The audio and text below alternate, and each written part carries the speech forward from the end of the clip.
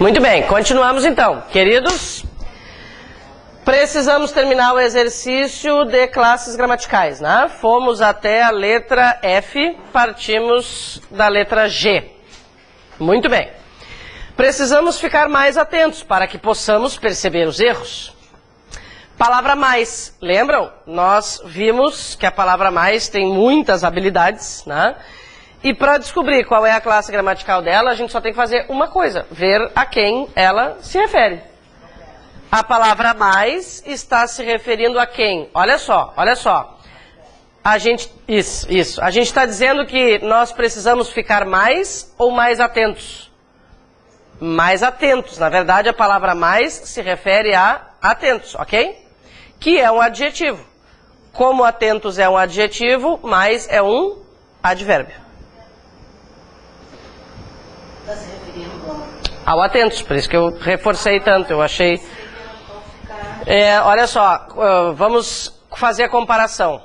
Pensa na ação, a gente está dizendo que nós vamos ficar mais, que nós precisamos ficar mais. É ficar mais tempo, por exemplo? Não, é ficar mais atento. Então, a palavra mais, nesse caso, está modificando o sentido de atento. Não é só ficar atento, é ficar mais atento. Intensifica a palavra atentos. E depois, gente, possamos perceber o que é aquilo ali? Locução verbal. Ótimo, locução verbal.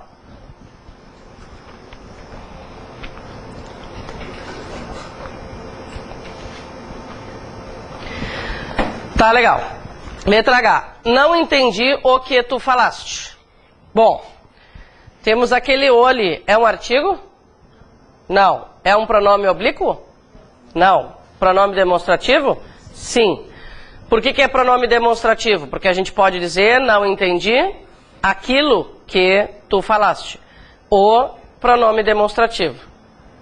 O é um pronome demonstrativo. Tá.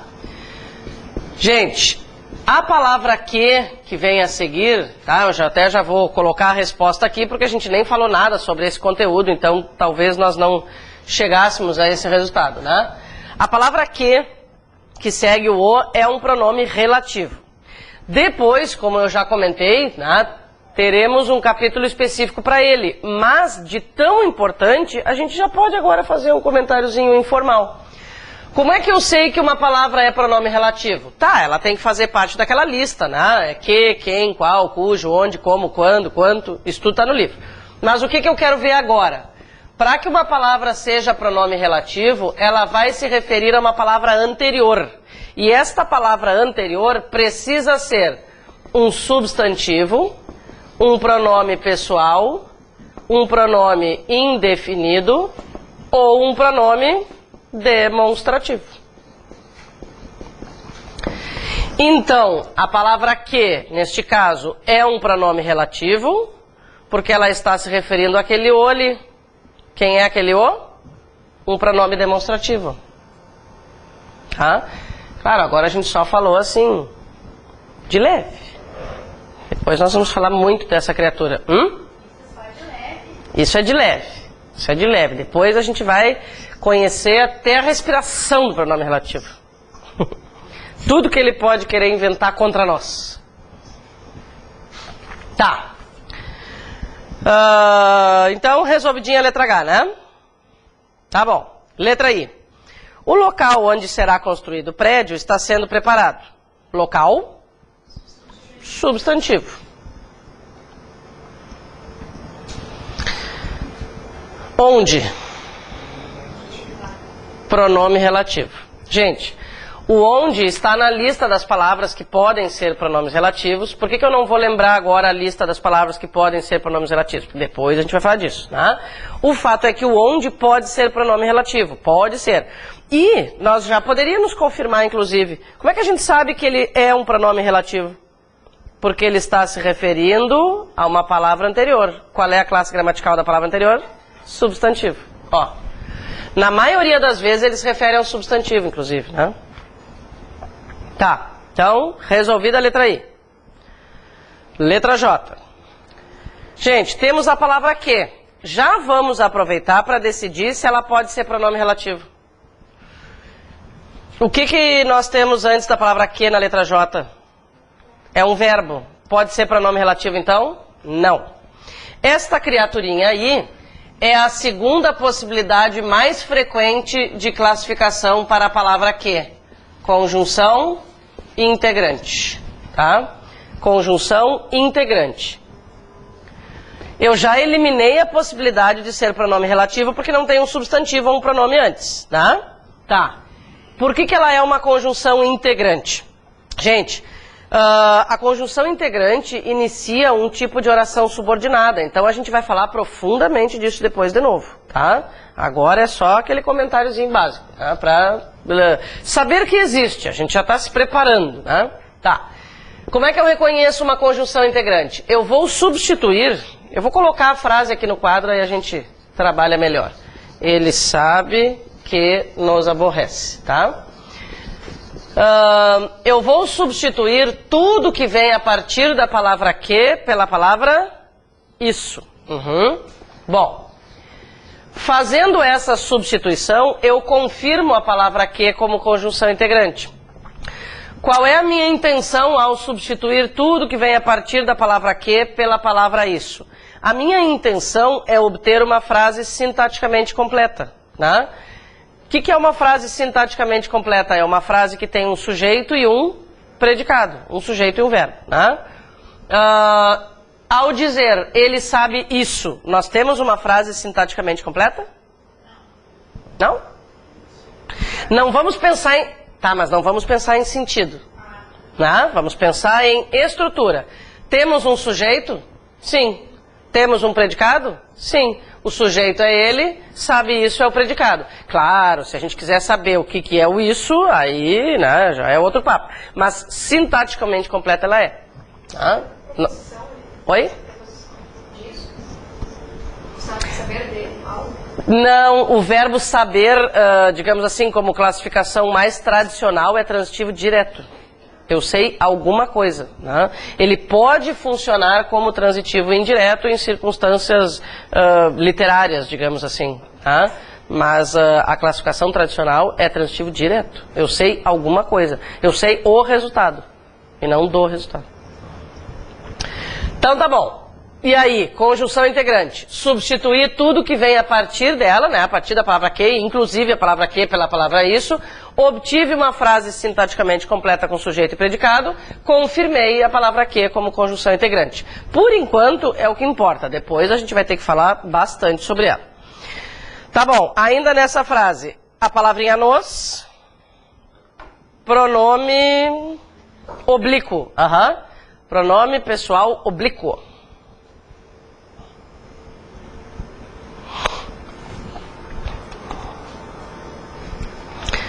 Letra L. Há pessoas cujas conversas são aborrecidas. Há verbo. Esse há aí é do verbo haver, né? Cujas, pronome relativo. Gente, o cujo é sempre pronome relativo, em qualquer uma das suas versões. Cujo, cuja, cujos, cujas, né? Cujo é sempre pronome relativo. Observem, vamos confirmar. Cujo é pronome relativo porque está se referindo a um substantivo. Conversas, substantivo.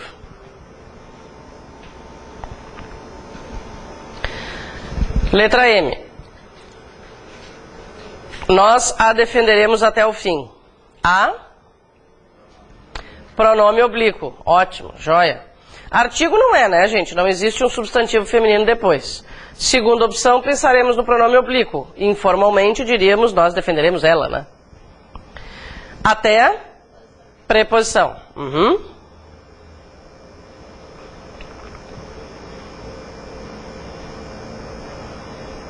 Fim, substantivo.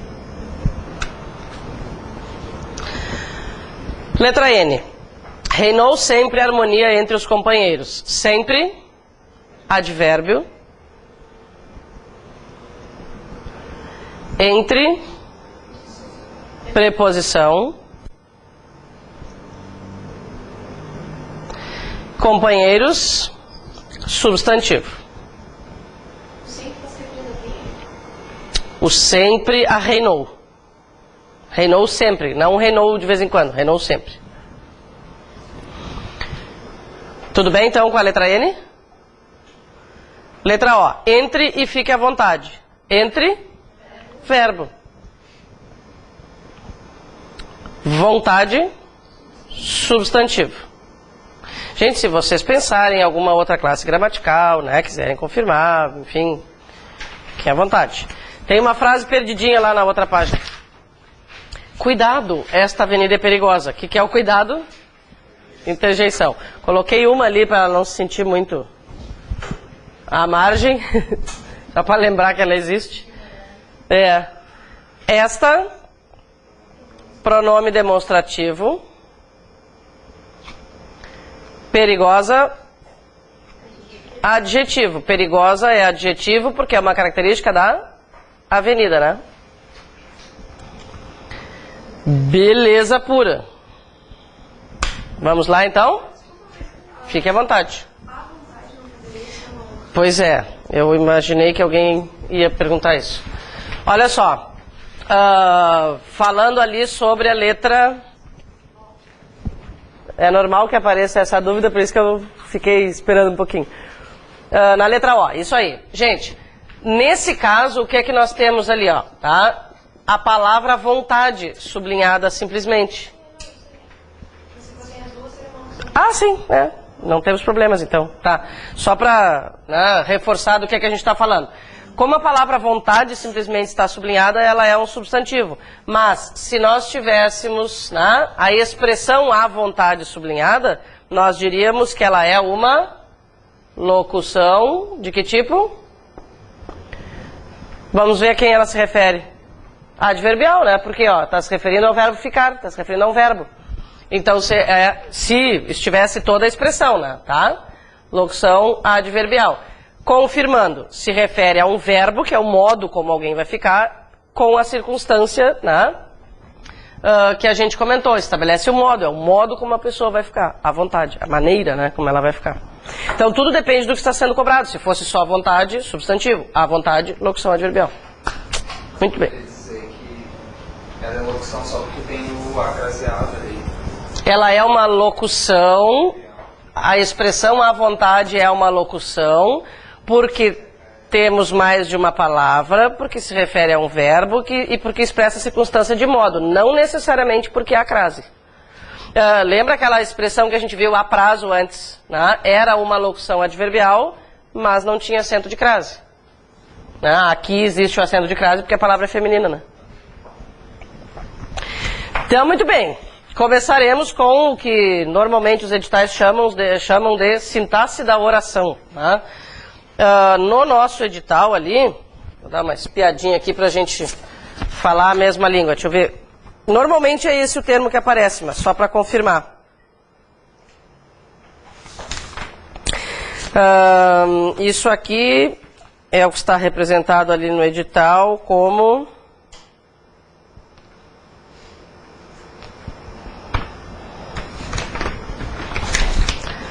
Ortografia, acentuação, flexão nominal e verbal. Depois, pontuação também, né? Acaba exigindo que a gente trabalhe sintaxe da oração. E olha só, tem um item ali, claro, todos vocês já analisaram o edital, que diz assim, ó, redação. Mas não é a prova de redação ainda. O que diz ali? Redação, confronto e reconhecimento de frases corretas e incorretas. Tá? Então, para eu saber se a estrutura da frase é adequada, eu tenho que trabalhar com a sintaxe da oração. Tá? A expressão sintaxe da oração não aparece, mas ela está inserida, né, em alguns outros conteúdos. Gente, só para ter uma ideia, a pontuação depende dos dois próximos conteúdos, que é sintaxe da oração e do período, entende? Não tem como pular essa parte, né?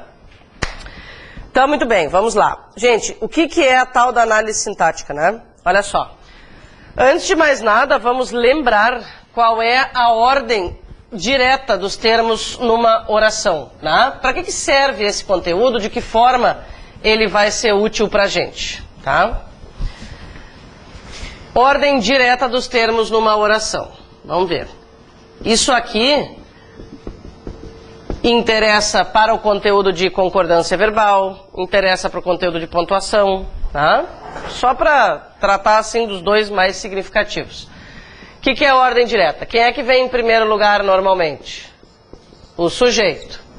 Depois, a gente resume dizendo que é o predicado, mas nós vamos especificar. Depois do sujeito, na ordem habitual, né, gente? Vem o verbo e um complemento. Bom, eu coloquei o complemento entre parênteses por quê? Porque o complemento não é obrigatório. Existem verbos que exigem complemento e existem verbos que não exigem complemento. Tá? Então, ordem habitual. Primeiro o sujeito, depois o verbo. Se o verbo exigir um complemento, ele virá depois do verbo. Tá?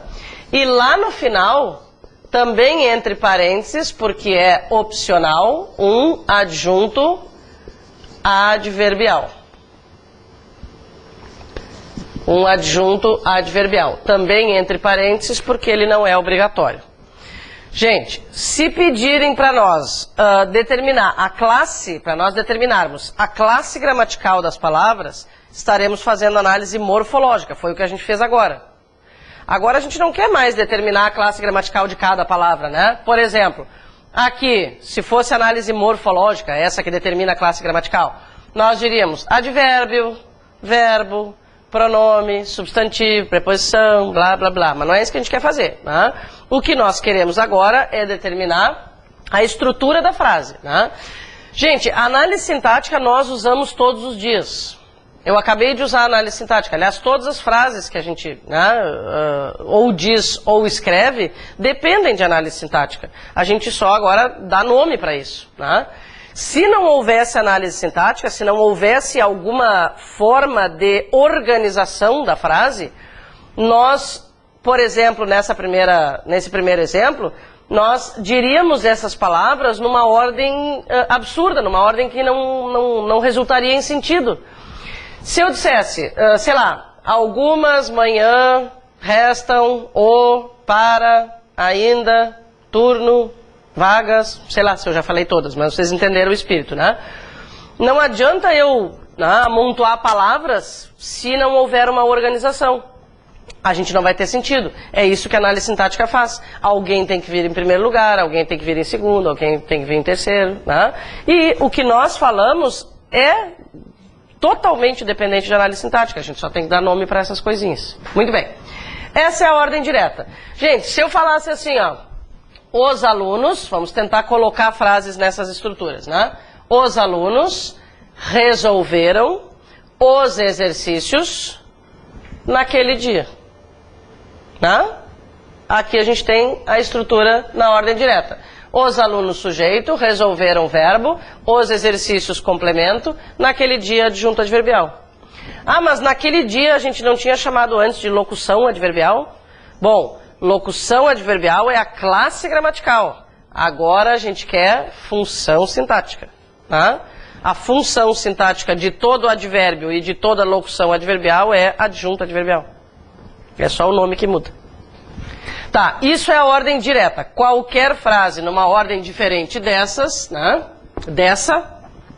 vai ser considerada indireta. A gente pode fazer essa troca de posição, né, e faz isso normalmente, inclusive. Tá bom. Começamos pelo sujeito, que é a função sintática de longe mais importante, tá? Antes de mais nada, independentemente do que nós estejamos procurando, sempre vamos encontrar o sujeito. Eu falei antes sobre concordância verbal. Gente, do que depende a concordância verbal? Qual é a regra geral de concordância verbal? O verbo concorda com o sujeito. Puxa vida, se eu não sei achar o sujeito, eu não sei nada de concordância verbal, tá? Então, são conteúdos que começam a se relacionar agora, né? Tá legal. O que é o sujeito? Né? As definições não interessam muito. O que interessa é que a gente tenha uma ideia, né? O que interessa é que a gente encontre aquela função. É o ser sobre quem se diz alguma coisa. Ponto. A perguntinha continua a mesma desde a quarta ou quinta série, né? É exatamente a mesma. Que é que ou quem é que? Gente, não vale querer economizar um que. Tem que falar os dois, tá? Por quê?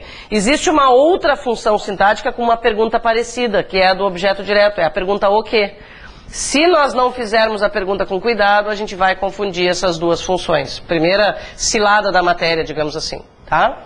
Então, para quem eu pergunto isso aqui? Sempre pergunto isso para o verbo da frase. Se houver, gente, num período, dois verbos, quantos sujeitos haverá? 2. O número de orações corresponde ao número de sujeitos. Se eu tiver 5 orações, eu vou ter 5 sujeitos. Cada verbo tem direito a um sujeito, tá? Um verbo sempre se refere a alguém. Então tá. Perguntarei para o verbo. Agora a gente vai trabalhar basicamente com período simples, né? Depois a gente vai passar para o período composto. A classificação do sujeito não é o que mais interessa, principalmente para a nossa prova. A Fundação não valoriza a classificação. Eu tenho que saber identificar o sujeito, tá?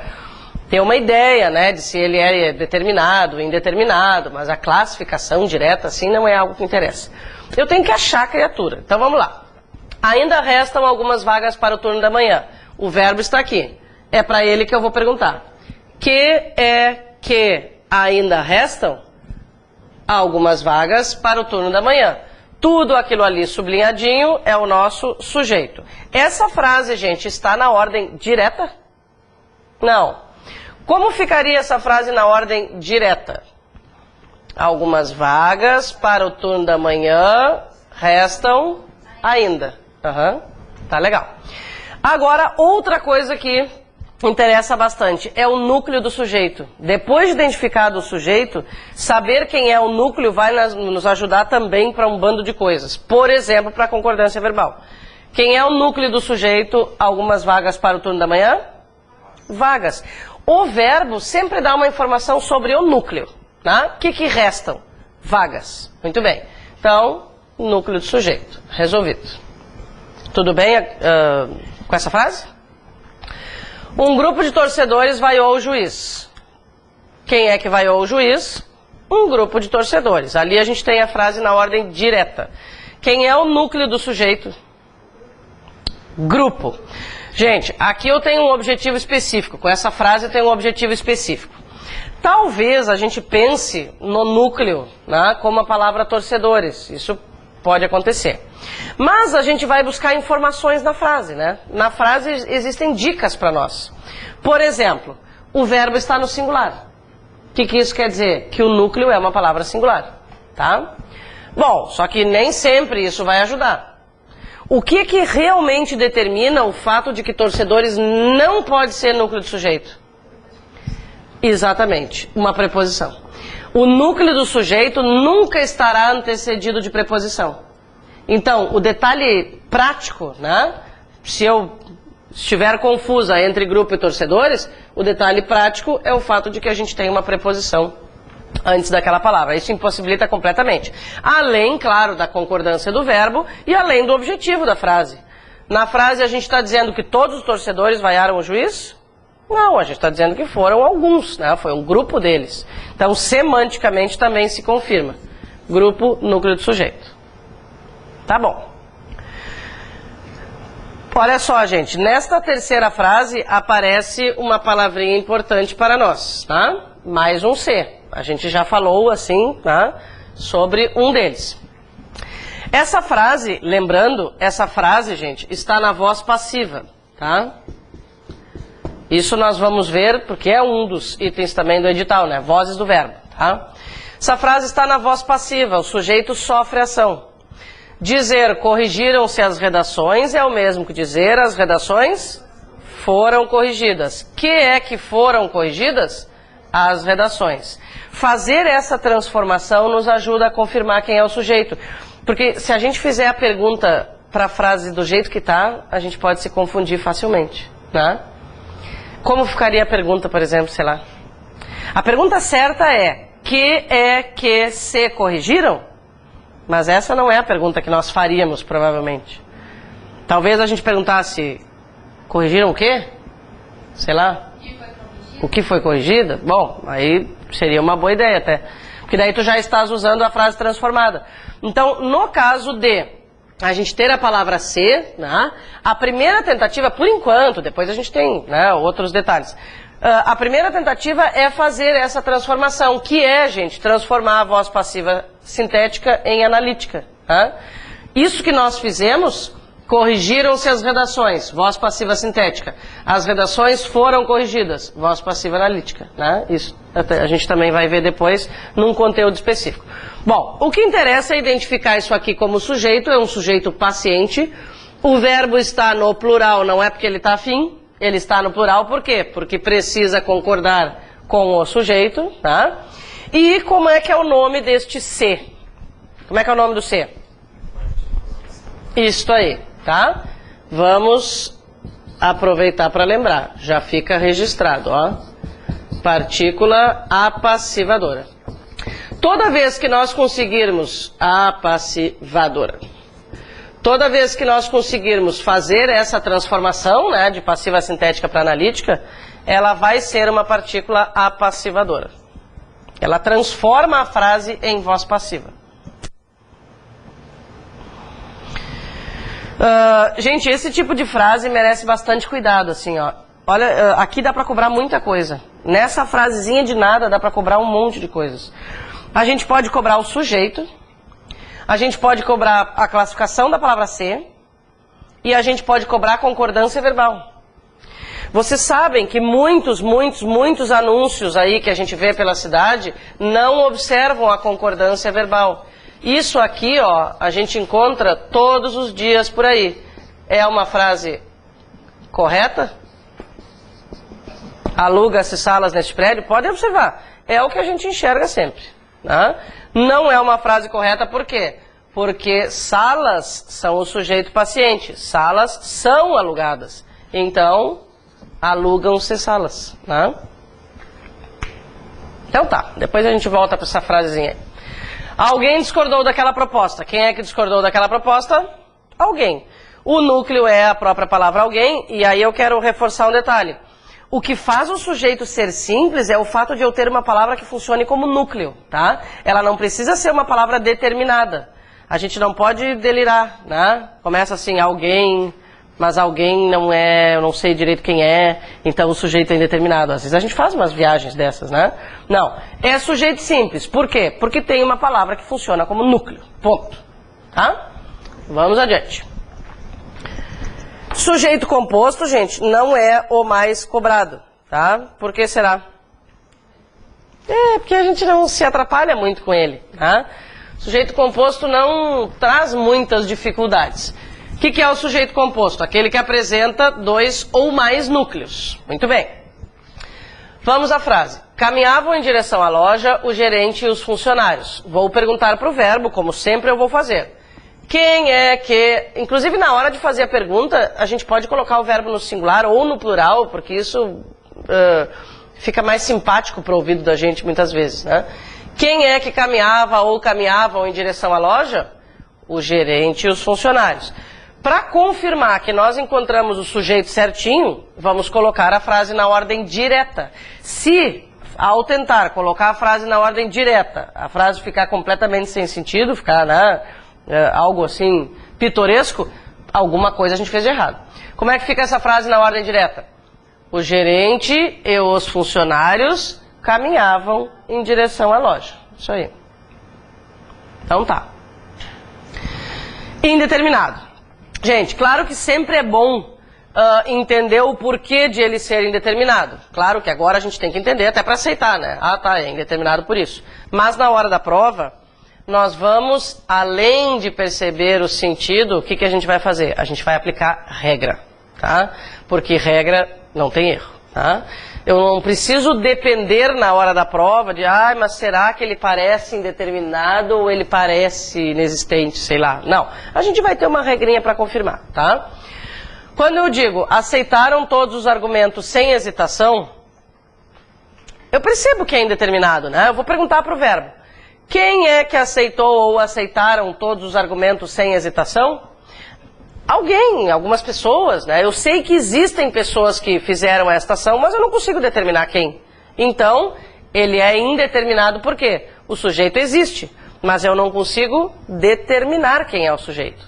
Tá legal? Determinado é a mesma coisa que sujeito. Não, A gente vai comentar logo sobre o oculto. O oculto, na verdade, a classificação de oculto deixou de existir para a maioria dos gramáticos há um bom tempo. E tudo que, depois eu vou ver exemplo, né? E tudo que a gente classificava como sujeito oculto, classifica como sujeito simples, tá? No caso do indeterminado não mudou nada. Mesmo quando tinha oculto, o determinado seguia essas regras aqui, tá? Bom, olha só. Agora vamos à regra. Verbo na terceira pessoa do plural. Acho que tu fizeste agora essa relação, por quê? O ex-sujeito oculto era justamente aquele em que o pronome não aparecia, menos na terceira do plural. Qualquer outro caso se classificava como oculto, agora é simples, né? Mas, verbo na terceira pessoa do plural, sem antecedente expresso, sempre foi indeterminado e continua sendo, tá? Gente, vamos falar sobre isso de sem antecedente expresso, né? Olha só. Tá, eu fiz a pergunta para o verbo, o sujeito não apareceu e o verbo corresponde à terceira do plural, sujeito indeterminado, tá legal. Agora, não vamos esquecer que a gente vai lidar com texto, né? Então, vamos supor que esse verbo aqui, né, esteja lá no texto, seguindo uma frase anterior, tá? Vou colocar aqui.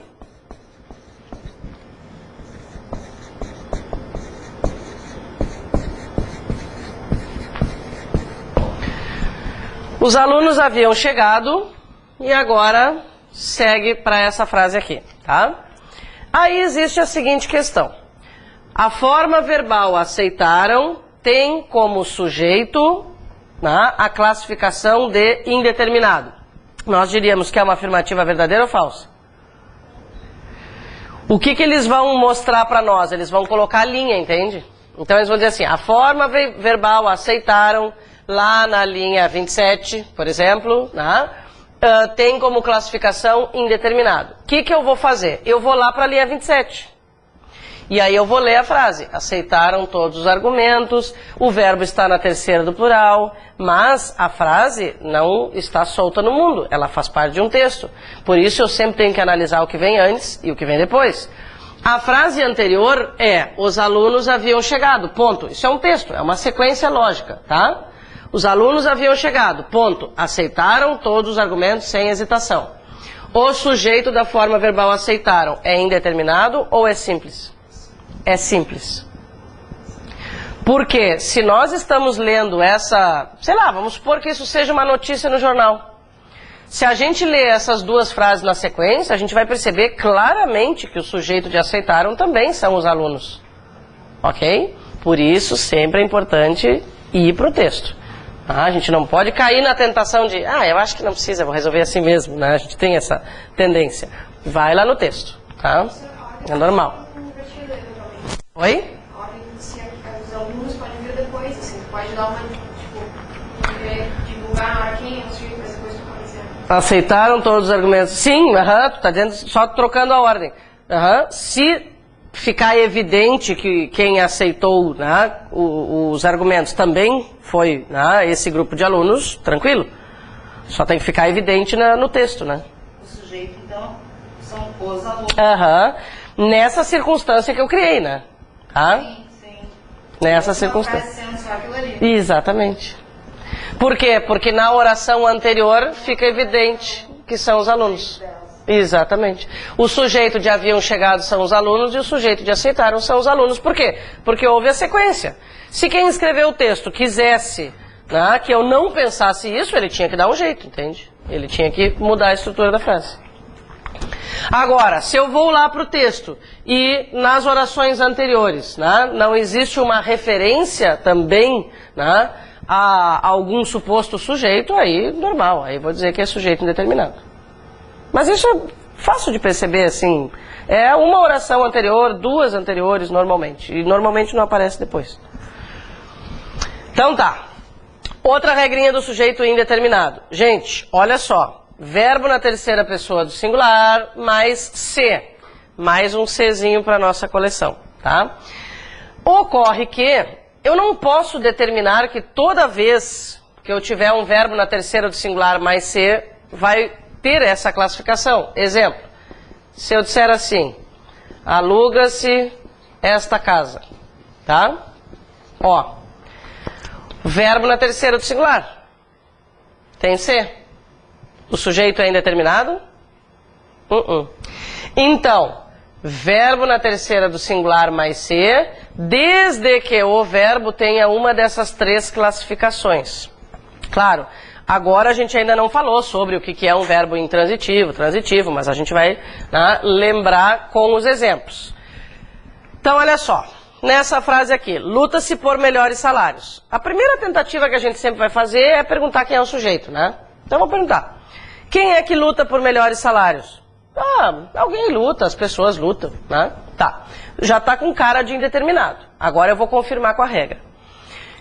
De que eu preciso? Verbo na terceira do singular mais C. E agora eu preciso confirmar a transitividade daquele verbo. Lembrando, gente, o que é um verbo transitivo? Um verbo transitivo é aquele que exige um complemento. Verbo transitivo exige um complemento, transitivo indireto exige um complemento especificamente com preposição. Então vamos confirmar o verbo lutar nessa frase. Quem luta, luta por alguma coisa. Então ele é um verbo transitivo indireto. Bom, como o verbo dessa frase é transitivo indireto, eu confirmei que o sujeito é indeterminado. Por que aqui não é sujeito indeterminado? Esta casa é alugada, nesta casa é o sujeito, e o verbo alugar não se encaixa em nenhuma daquelas três classificações. Quem aluga, aluga alguma coisa, né? Ele é um VTD, ele é um verbo transitivo direto. Vamos ver um exemplo com um intransitivo e outro com um verbo de ligação. Mora-se bem naquele bairro. A gente está querendo descobrir se é sujeito indeterminado. Vamos ver. Quem é que mora bem naquele bairro? Ah, as pessoas. Tá. O verbo está na terceira pessoa do plural. Temos a palavrinha ser. E qual é a transitividade do verbo morar? Morar é um verbo intransitivo. Quem mora, mora. Fim de papo. Se eu quiser dizer onde a pessoa mora, daí já vou colocar uma informação extra. Tá? O morar, então, é um exemplo com verbo intransitivo. Última frase. Também sujeito indeterminado por isso. Era-se menos preocupado naqueles tempos. Verbo na terceira pessoa do singular, temos a palavrinha ser, e era vem do verbo ser, que é um verbo de ligação. Por isso, também sujeito indeterminado. Nas três frases, sujeito indeterminado. E como é que é o nome do se neste caso, para fechar essa regrinha? Isso aí. Gente, o legal da primeira aula, assim, né, que uma coisa boa, né, pra gente, é que aí a gente começa a saber, assim, em que ponto vocês estão. Pelo que eu estou entendendo, ninguém começou ontem a estudar assim, né? Percebo que a maioria dá uma boa acompanhada, assim, né? Mas não se preocupem, eu não vou acelerar por isso, tá? Eu só achei assim, pelo menos vocês não estão me olhando assim, ó. Sabe, às vezes, né, a gente tem algumas reações estranhas em relação... Tu não tá gostando muito disso, né? Não, né? Tá, daqui a pouco vai acabar, vai passar, até amanhã tu vai esquecer, e aí amanhã tu vai querer me odiar de novo, né? Mas tudo bem, depois tem o fim de semana, passa. O que importa, a gente não precisa gostar, a gente só tem que entender, né? Se gostar, melhor. Não, eu sei, é um processo, né? Não, a gente não pode criar a ideia assim, não entendi, que horror, e agora, que pânico, né? É um processo, vamos seguindo. Índice de indeterminação do sujeito. Gente, olha o nome da criatura, né? Só para aquela palavrinha. Então já falamos sobre três Cs hoje. Conjunção condicional, partícula passivadora e índice de indeterminação do sujeito. Muito bem. Vamos para a última classificação. Inexistente. Para ajudar, eu coloquei uma bomba aqui agora. Agora vem a bomba. Gente, mas não é bomba de difícil, tá? É bomba porque tem um verbo traiçoeiro aí. Quem é o verbo traiçoeiro? É o haver com sentido de existir, né? Vamos falar... que bom então. Estamos melhorando. Gente, sujeito inexistente. Simplesmente não há, tá? Existem várias frases em que não se pode atribuir a ação a alguma criatura qualquer, né? Ocorre quando há verbos impessoais. O que são verbos impessoais, né? São verbos que não se referem a uma pessoa gramatical. Verbos impessoais são verbos que ficam no singular. Existe uma exceção, sim. Depois a gente vai falar sobre ela, tá? Bom, então vamos lá. Gente, o porquê desta bomba, tá? Se vocês não tiverem afim, acho que eu não coloquei a bomba no livro. Se vocês não tiverem afim de desenhar a bomba, façam alguma coisa para marcar o verbo haver, certo? O verbo haver, gente, eu marquei ali, ó, tá? E o verbo haver traiçoeiro, que eu comentei, é o verbo haver com sentido de existir, ocorrer ou acontecer. Isso aqui é o pega-ratão mais óbvio que se pode colocar numa prova e nós não vamos cair nele. Olha só, por que ele é traiçoeiro? O que a gente quer, o que a gente faz normalmente quando quer descobrir o sujeito de uma frase? Normalmente, o que a gente faz? Eu quero descobrir o sujeito, o que eu faço? Pergunto pro verbo, né? Tá. Então, eu vou perguntar pro verbo aqui nessa frase. Haverá mais concursos neste ano, tá? Eu vou perguntar para ele. Que é que haverá neste ano? O que ele responde para nós? Mais concursos. Olha que cretino. Gente, mais concursos não é o sujeito. Isso aqui é uma oração sem sujeito. Então, por isso a bomba. O que nós precisamos fazer? Apareceu o verbo haver, eu não vou perguntar nada para ele, porque se eu perguntar, ele dá uma resposta errada, tá? Se eu encontrar o verbo haver, o que eu tenho que fazer? Eu tenho que conferir se ele tem sentido de existir, ocorrer ou acontecer. Se ele tiver sentido de existir, ocorrer ou acontecer, o sujeito é inexistente e acabou-se o problema, entende? Ah, é o haver com sentido de existir, ocorrer ou acontecer. Eu poderia dizer, ocorrerão mais concursos, né? Acontecerão mais concursos, existirão mais concursos. Se um desses puder substituir o haver, já caracteriza como sujeito inexistente. Outra coisa, observem, o verbo haver aqui, gente, ó, está no singular. Vamos tentar sempre, né, aproveitar as informações da frase. Se mais concursos realmente fossem o sujeito, o verbo deveria estar no plural. Então, o fato de que eu estou achando que uma coisa plural é o sujeito e o verbo está no singular, quer dizer que ou a frase foi mal escrita ou eu fiz alguma coisa errada. Por quê? Porque verbos e sujeitos devem concordar, né? Tá bom. Agora, uma perguntinha. Se eu quiser, usando aquela frase ali, tá? Eu quero substituir o verbo haver pelo verbo ocorrer, tá? O que é que nós diremos? Nós diremos que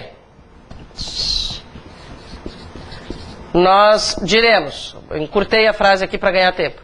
Nós diremos, ocorrerá mais concursos neste ano ou ocorrerão mais concursos neste ano? Ocorrerão.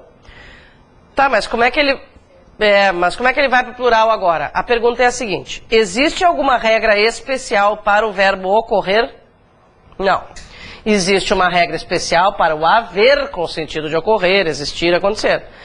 Se não há regra especial, o que eu faço? Uso a regra geral. Qual é a regra geral? O verbo concorda com o sujeito. Então eu vou perguntar, que é que ocorrerá ou ocorrerão? Mais concursos. Mais concursos, sujeito plural, verbo no plural. Gente, então observem, a mudança de um verbo também muda toda a estrutura da frase. Nesta frase aqui, o sujeito é a expressão mais concursos. Nesta frase aqui, o sujeito é inexistente. Tudo bem? Então, cuidado com ele. Nesse segundo exemplo, nós também temos o verbo haver com o sentido de existir, ocorrer ou acontecer. Mas qual é a diferença? Agora, em vez de um verbinho só, a gente está usando uma locução verbal. Lembram que a gente comentou que numa locução verbal quem interessa é o último verbo? Então tá. Esse último verbo da locução é o haver e ele tem sentido de existir, ocorrer ou acontecer, né? Devem existir mais interessados naquela vaga, nós diríamos. Bom, como ele tem sentido de existir, ocorrer ou acontecer, ele é impessoal. Mas não é ele que vai ficar no singular, porque infinitivo, né, tem aquela forma fixa. Quem é que vai ter que ficar no singular? O verbo auxiliar.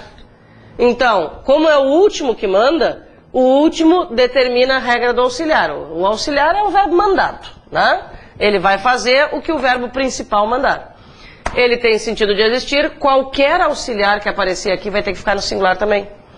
Então, deve haver mais interessados, vai haver mais interessados, né? Não importa qual é o auxiliar, vai ter que seguir a regra dele. Oi? Haverá mais interessados, né? A ideia era ver o seguinte, que na locução verbal, né, o auxiliar segue a regra do principal. Tá, e se em relação a essa frase aqui, a gente trocar o haver pelo existir, tá?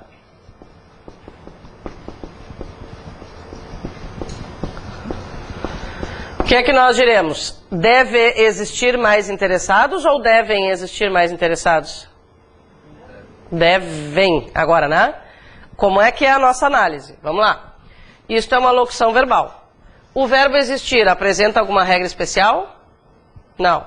Então, o que eu vou fazer? Achar o sujeito da frase. Vou perguntar para o verbo. O que é que deve ou devem existir?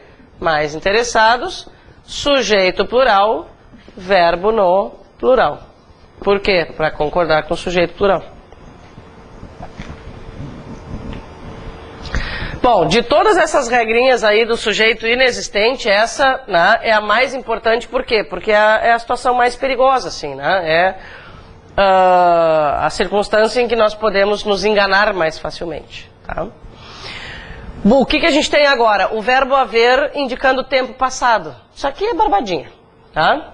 Isso aqui, na verdade, gente, vai ser mais cobrado, assim, junto com questões de crase, do que em questões de análise sintática. É aquela história de ter H ou não, e é muito simples. Se o tempo já passou, é com H. Se o tempo não passou, é sem H. Então, daqui a pouco, vamos embora. Daqui a pouco, vamos embora. Com H ou sem H? Sem H. Há pouco, tomamos café. Com H. Isso. E por que eu comentei que se cobra, né, normalmente com questões de crase? Talvez vocês lembrem, assim, de alguma circunstância em que aparece um A sem acento, um A com crase, daqui a pouco eles colocam um A com H, né? Aí já dão uma misturadinha.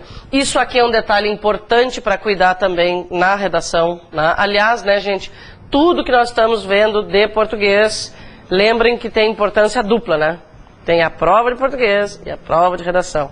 Então, colocar um verbo haver lá no plural, por exemplo, é um erro grave de concordância verbal, né? Isso aqui de as pessoas esquecerem o H quando é tempo passado é absolutamente comum, assim, é impressionante, é impressionante.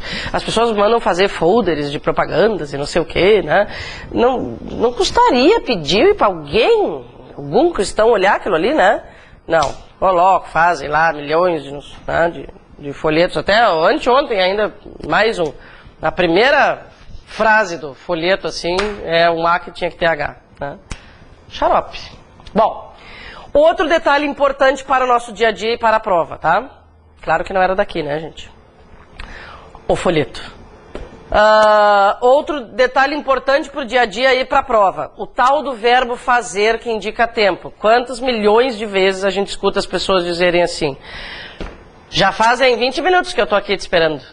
Não fazem 20 minutos que eu estou aqui te esperando. Já faz 20 minutos, né? A gente tenta ligar para alguém e essa pessoa não atende. Aí quando ela atende, né, a nossa irritação não dá margem a pensar muito. Já fazem 20 minutos que eu estou tentando te ligar, né? Não, já faz 20 minutos. Amanhã fará 2 semanas que comecei o curso, por exemplo, né? E não amanhã farão 2 semanas. Simplesmente por quê? Porque o verbo fazer indicando tempo ou temperatura é impessoal. Gente, vamos aproveitar essa frase para outro objetivo também. Amanhã fará 2 dias que me inscrevi no curso, tá? Quantas orações temos dentro desse período?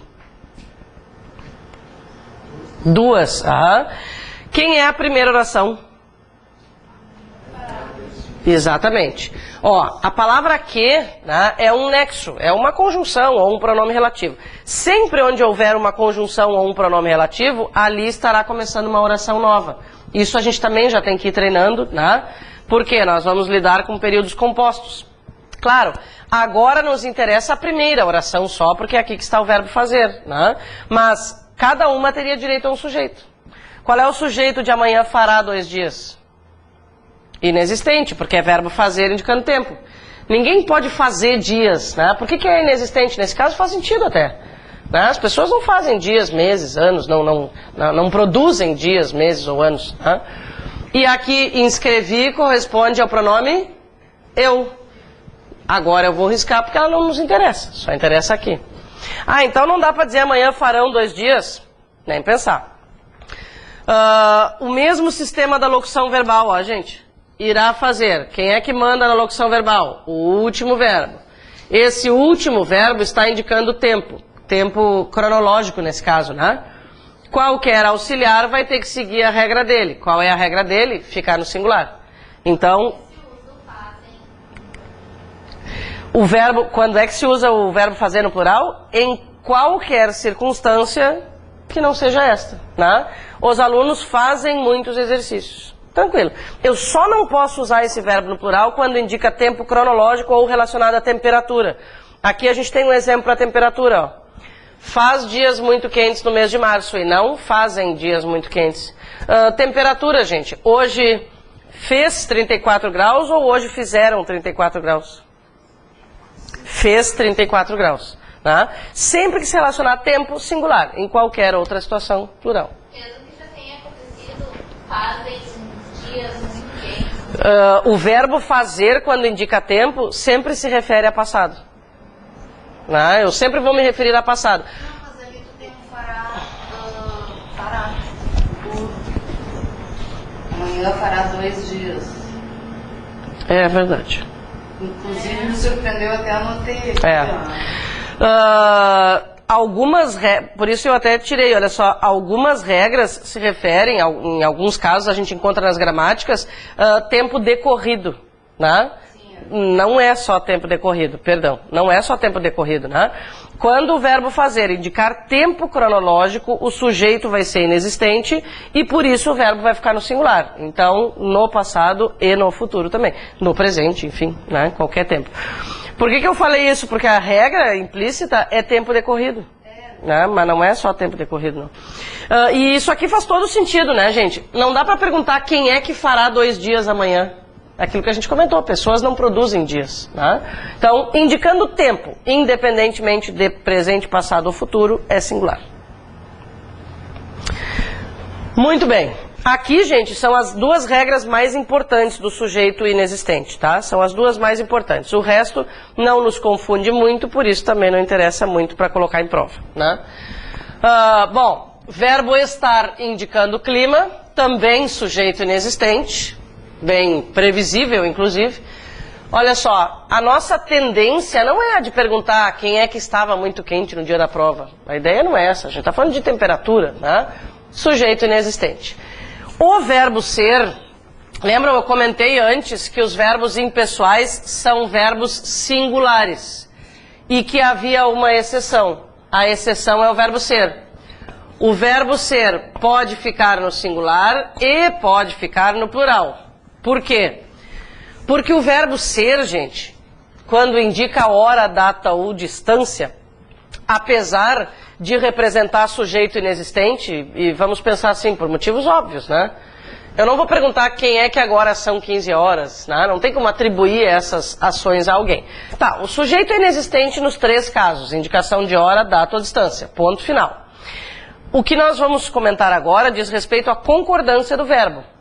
Apesar de ser um verbo impessoal, ele é um verbo impessoal porque não existe sujeito nesses 3 casos, há uma regra específica de concordância verbal que determina a concordância do verbo ser nesses 3 casos de hora, distância e data com o numeral.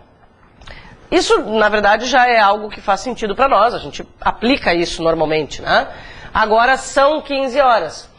O verbo ser sempre vai concordar com o numeral da hora, né? Então são 2 horas, são 3, é 1h15, por exemplo, né? É 1h15, é 1h50, é 1h59, mas são 2, são 3, são 5, é meio-dia, é meia-noite, né? Agora é 15 horas, tá errado. Errado. o verbo tem que concordar com o numeral. Agora são 15 horas, né? Ou no caso de 1 hora, né?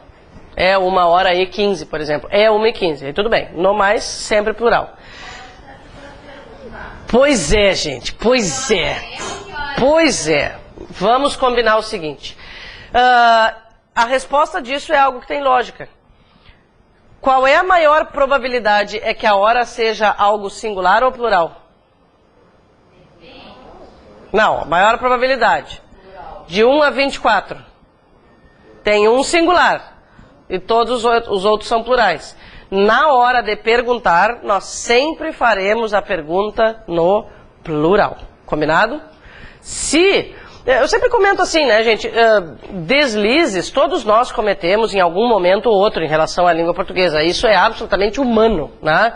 O que nós precisamos é sempre ficar atentos e procurar consertar cada vez mais, né, aplicar a norma culta. Então, se um dia eu falei que hora é, tudo bem, vamos consertar, né? Esconde essa perguntinha que não é aplicável, não é algo considerado correto, e vou aplicar a partir daí o que horas são, sempre que horas são, tá? Professora, mas se é o que hora é, eu quero saber exatamente a hora agora, que hora é. Tá, mas aí eu... Então ele tem que me responder corretamente, daí agora são 15 horas. Não, assim, ó, na verdade, como aquilo que a gente comentou, existem 24 horas.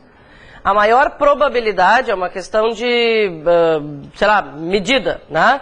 Existem 24 horas, só uma é singular, todas as outras são plurais. Tomou-se como padrão, então, a forma plural, né? A determinação gramatical é que eu pergunte sempre no plural. Se for, daí a pessoa que vai responder é que vai adaptar, né? Se for 1 hora e ela vai concordar o verbo com a 1 hora, tu vai me perguntar, que horas são? Eu vou te dizer, é 1h20. Ou são 2. É a resposta da hora que concorda com o numeral. A pergunta é sempre plural. Tá? Eu pergunto que horas são, de Maria, Pois é, tem vários comentáriozinhos que as pessoas fazem. Tem gente que fala que oração, daí diz que oração é na igreja. Né? Eu não sei por que as pessoas falam isso, né? Isso é tão velho e não tem graça, né? Pense bem. A mesma coisa quando eu te pergunto. Tem graça? Por que todo mundo... Eu queria saber. Por que... Quando eu te pergunto se tem horas, É. eu respondo sim. Tem horas? Sim. Mas é que é automático, não tem como falar assim 1h15. Tem horas 1h15. Não, todo mundo fala assim. Todo mundo fala assim, né? Respondo sim. Se não perguntar a hora. Será? Tem horas. Eu acho que quem fala assim tá querendo incomodar a pessoa que perguntou. Não, eu sei. A resposta adequada é essa, tá? É que nem assim, tu poderias me prestar uma caneta? Sim. Mas, Então tu me empresta? ressalvando a pergunta dela, ele disse que concorda sempre com o numeral, né? Uhum. Então, que hora é, então sempre vai ser 1 hora. Tá, vamos combinar o seguinte, tá? Existe uma regra que determina a pergunta no plural. Ponto. A gente não pode decidir. Aí as pessoas me dizem assim, ó, tá, mas e se for 1 hora? Sim, mas se for 1 hora, a pessoa já sabe que oração, não precisa perguntar. Entendeu? Exatamente. Ela tem aquele tempinho ali. Não, mas, gente, isso é padrão, como é que chama? Convenção. É uma convenção. Se a pessoa pergunta que hora é, né? Se ela pergunta que hora é, ela sabe que algo em torno de ela vai perguntar que horas são e o que vai responder é que determina, tá? E por quê? Por uma questão numérica. Existem 23 possibilidades, existem 23 possibilidades plurais e uma singular, né? Então, é normal. Não adianta se revoltar. Não seria só num encontro, inclusive? Não. Concorda com o numeral da hora. É 1h10, é 1h15, é 1h20, é 1h59. Uma vez perguntando que dia é hoje. Bom, vamos passar para a data. Quando pergunta que dia é hoje, por que a pergunta sempre tem que ser singular? Porque sempre vai ser um dia só. Na hora de responder, a pessoa vai fazer a concordância. Quem responde é que faz a concordância. Para perguntar dia é singular, para perguntar hora é plural, é porque Deus quis, tá? Pronto, a gente não vai mais discutir, é porque a gramática manda, enfim. E quem responde é que tem que se preocupar com a concordância. tá? Então, por exemplo, no caso de data, dia 1º, o que eu vou dizer? Hoje é 1º, mas hoje são 2. Hoje, por exemplo, são 27. Eu respondia sempre que hoje é dia 2. Se tu colocares a palavra dia, se a palavra dia estiver inserida na frase, aí pode ser singular. Então tem que cuidar. Hoje é dia 27, mas hoje são 27. Tá?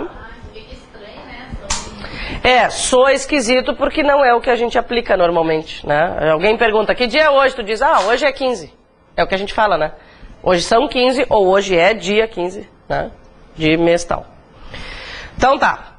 Com a distância acontece a mesma coisa, mas essa aqui não vai, né, causar tanto assunto, não vai provocar tanto assunto. Verbos que indicam fenômenos meteorológicos, também sujeito inexistente por motivos óbvios, né, gente? Ninguém pode fazer a ação de chover, de anoitecer e por aí vai. Então são sujeitos inexistentes. O que nos interessa em relação aos verbos que indicam fenômenos meteorológicos? O fato de que eles podem ser usados no sentido conotativo. Imagino que essa já seja uma ideia clara para a maioria, mas se não, estamos aqui para isso, né? O que é o sentido conotativo? É o sentido figurado, tá? Se esses verbos que indicam fenômenos da natureza forem usados no sentido figurado, aí a coisa muda. Por quê? Eu vou usar a regra geral. Choveram gritos naquela sessão de votação. Nós sabemos que gritos não chovem, né? Então eu estou usando o verbo no sentido conotativo. Eu vou perguntar normalmente para o verbo quem é o sujeito. Então eu vou perguntar, que é que choveu ou choveram naquela sessão de votação? Gritos. O verbo está no plural para concordar com o sujeito plural. Até vou aproveitar uma frase que apareceu numa propaganda esses dias. Depois até eles mudaram. A pergunta é, na frase, vai haver oportunidades, tá? Não era haver, desculpa. Perdão. Os neurônios já estão se apagando. Vai chover oportunidades. A pergunta é, frase certa ou errada? É essa que está escrita aí. Errada. Claro, qual é a nossa tendência, né? Normal, entende? Logo depois, umas 2 ou 3 versões, né, depois dessa da propaganda já estava certo. A tendência é verbo chover, tudo no singular. Acontece que nesse caso, o que chovem são oportunidades, e isso a gente sabe que, né, não acontece. Então, que é que vão chover? Oportunidades. Sujeito oportunidades, por isso o verbo deveria estar no plural. Porque é exatamente essa regra sobre a qual nós falamos, né? É o verbo chover usado no sentido conotativo. Ok? Vocês são bem peculiares. Sem problemas. Algum filme em que choveram sapos? Choveram sapos? Choveram sapos de verdade. Mas aí também é conotativo, né? Porque sapos não chovem, né? Não, mas é que choveram. Magnífico. Tá, mas não existe sapo que chove.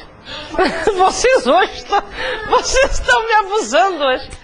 Mas tem situações em que, por causa de praga, sei lá o que, chovem coisas estranhas. Tá da Bíblia, que absorveu o grilo. Tá, mas mas vai pro plural, mesmo assim, tá? Porque, digamos assim, é um fenômeno da natureza anormal, podemos classificar assim, né? É, isso aí.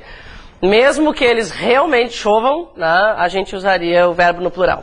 Porque não é o fenômeno em si, é algo diferente que está acontecendo, né? É considerado sentido conotativo.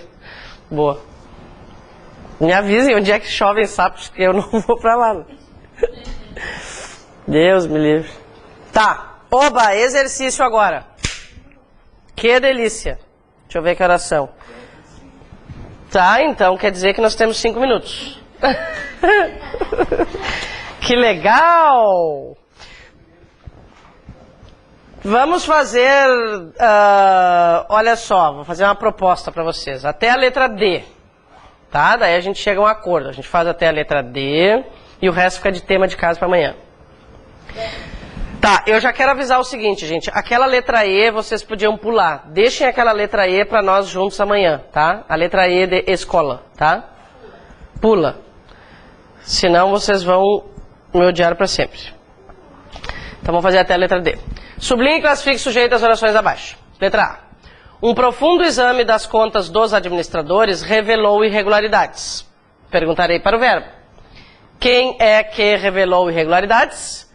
Um profundo exame das contas dos administradores. Coloquei um sujeitão assim, né? Só para a gente observar que, apesar de termos várias palavras, existe apenas um núcleozinho, né? Qual é o núcleo desse sujeito? Exame, perfeito. Tá? Então, olha só, tem que sublinhar um profundo exame das contas dos administradores. Tudo isso é o sujeito, tá? O núcleo do sujeito é a palavra exame. Vamos confirmar. O verbo está falando sobre revelar, revelou. Quem é que revelou irregularidades? Foi o exame, né? Tá bom. Letra B. Mantiveram-se as orientações iniciais. Gente, vou perguntar diferente. Este C aí é uma partícula passivadora ou um índice de indeterminação do sujeito? Partícula passivadora, perfeito. Dizer mantiveram-se as orientações iniciais é o mesmo que dizer as orientações iniciais foram mantidas. Que é que foram mantidas? As orientações iniciais. Tudo isso aí é o sujeito. As orientações iniciais, o núcleo orientações. O C é uma PA, né? Partícula apassivadora. Não percam a oportunidade de anotar isso. Orientações é o núcleo. Repetindo. As orientações iniciais, sujeito simples. Orientações, núcleo do sujeito. C, partícula passivadora.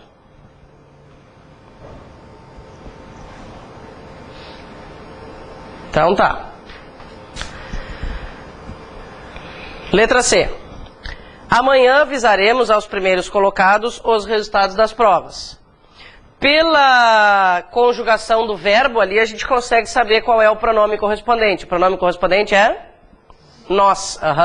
Então, vamos fazer aquele comentário sobre o ex oculto, tá? Isso aqui é o que nós classificaríamos antes como sujeito oculto. Agora classificamos como sujeito simples.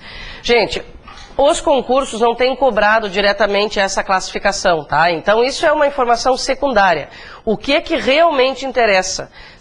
Perceber que o sujeito correspondente ao verbo avisaremos é o pronome nós. Ponto, tá? Mas, né, só para fechar o assunto. Se eu disser cheguei, chegaste, chegou, chegamos ou chegastes, em todos esses casos aqui, gente, não aparecendo o pronome, nós classificaremos como sujeito simples, tá? O que a gente classificava como sujeito oculto. Ocorre o seguinte, existem alguns gramáticos que ainda defendem essa classificação de sujeito oculto, mas a maioria não. Por quê? Pensem bem assim, ó, faz muita diferença em termos de informação, em termos de sentido. Dizer cheguei ou eu cheguei? Se eu falar cheguei, o que aconteceu? E se eu disser eu cheguei, mudou alguma coisa? Não. Então os gramáticos pensaram em simplificar isso. Eles acharam meio abobada essa história de se aparece o pronome, tem uma classificação. Se não aparece o pronome, tem outra, né? Então, modernamente, não são mais chamados ocultos. Tinha a classificação do sujeito elíptico também, vocês devem ter ouvido isso, ou sujeito desinencial também, né? É tudo a mesma coisa e que virou sujeito simples para 99% dos gramáticos, tá? Agora, atenção.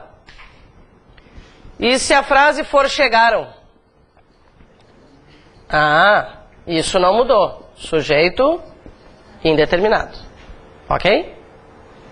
Então, só mesmo simples, a gente tem que ter vai ser o pronome nós. O que a gente pode fazer então? Lá na letra C, vocês podem colocar sujeito simples e o pronome nós entre parênteses. O núcleo, né, é um tipo particular de sujeito simples. Se não apareceu o sujeito propriamente dito, subentende-se que o núcleo seja o mesmo. Como ficaria essa frase aí na ordem direta? Nós avisaremos o quê? Os resultados das provas a quem? aos primeiros colocados quando? Amanhã. Tá. Letra D. Talvez ainda haja ingressos para o show. Sujeito inexistente. Por quê? Verbo haver com sentido de existir, ocorrer ou acontecer. Observem que o verbo está no singular. Sujeito inexistente. Muito bem, gente. Sintam-se livres de mim por hoje. Amanhã tem mais.